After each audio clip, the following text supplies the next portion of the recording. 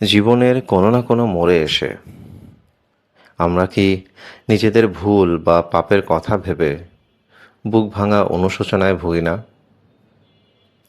মনে হয় আমি এত বড় ভুল করে ফেললাম, আল্লাহ কি আমাকে কখনো ক্ষমা করবেন?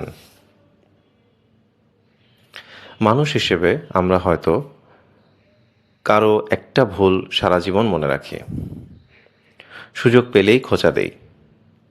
কিন্তু চিন্তা করে দেখুন, এমন এক মহান সত্তা আছেন যিনি আমাদের প্রতিদিনের শত শত গোপন ভুল জানার পরও আমাদের ওপর থেকে তার রহমত তুলে নেন না।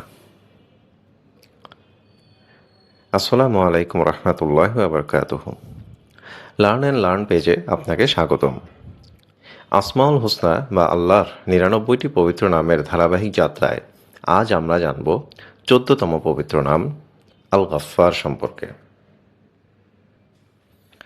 আল গাফফার, যার অর্থ পরম ক্ষমাশীল, বারবার ক্ষমাকারী ও অপরাধ গোপনকারী। আপনাদের হয়তো অনেকেরই মনে আছে, আমরা জার্নিটা শুরু করেছিলাম 1% ইমপ্রুভমেন্ট রুল এই তত্ত্ব থেকে, যেখানে কিনা আমরা প্রতিদিনই আল্লাহ সুবহানাহু ওয়া তাআলার একটি একটি নাম জেনে ধীরে ধীরে আমাদের প্রাত্যহিক জীবনে এর পরিবর্তন এবং পরিবর্ধন করতে পারি। সেই সূত্রতায় আজ আমরা আমাদের এই পর্বের ১৪তম পর্বে চলে এসেছি। আলহামদুলিল্লাহ। চলুন জেনে নেওয়া যাক আল গাফফারের গভীর শাব্দিক অর্থ ও ব্যাখ্যা। আরবি গফরা শব্দ থেকে গফফার নামের উৎপত্তি। এর মূল শাব্দিক অর্থ হল ঢেকে রাখা বা আবৃত্ত করা। প্রাচীনকালে যোদ্ধারা মাথায় যে হেলমেট পরত তাকে বলা হতো মিগফার, কারণ তা মাথাকে আঘাত থেকে ঢেকে রাখত। এই মূল শব্দ থেকেই আল গাফফার নামের ৩টা চমৎকার অর্থ পাওয়া যায়। প্রথম, বারবার ক্ষমাকারী, যিনি বান্দার পাপের সংখ্যা না গুণে বারবার অনুশোচনা করলে ক্ষমা করে দেন।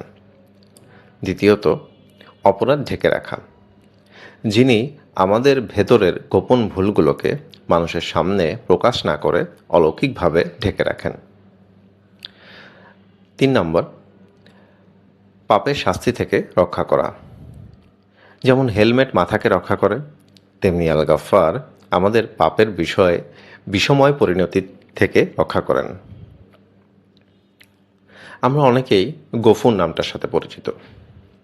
গফুর এবং গাফফার এর মধ্যেও সুন্দর একটি পার্থক্য আছে। গফুর মানে যিনি পাপের আকার যত বড়ই হোক তা ক্ষমা করেন, আর গাফফার মানে যিনি পাপের সংখ্যা যত হাজার বারই হোক বান্দা ফিরে এলে বারবার ক্ষমা করেন। পবিত্র কুরআনে আল্লাহ তাআলা আমাদের কখনো হতাশ হতে নিষেধ করেছেন।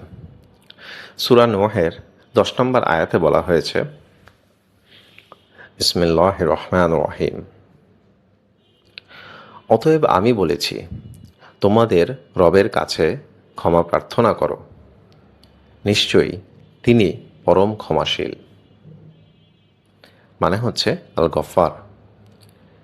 এমনকি হাদিসে কুদসিতে বলা হয়েছে, হে বনি আদম, তুমি যদি আসমান সমান পাপ নিয়েও আমার কাছে আসো এবং ক্ষমা চাও, আমি তোমার পাপের পরিমাণের পরোয়া না করে তোমাকে ক্ষমা করে দেব।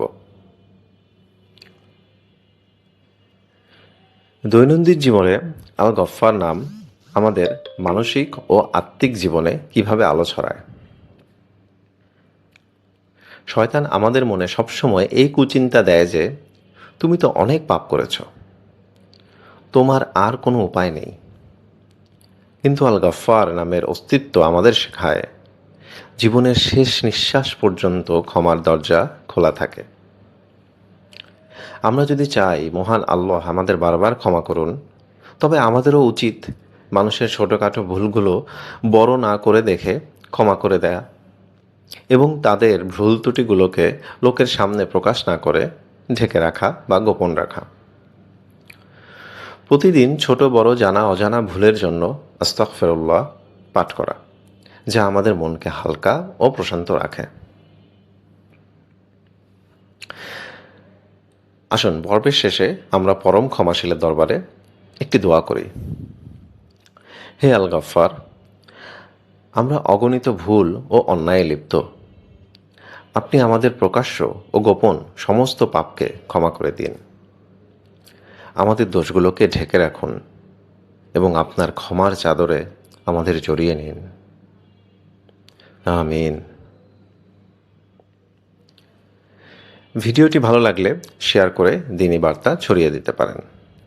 পরবর্তী পর্বে আমরা মহান আল্লাহ তাআলার অন্যতম নাম আল কাহ্হার জানব।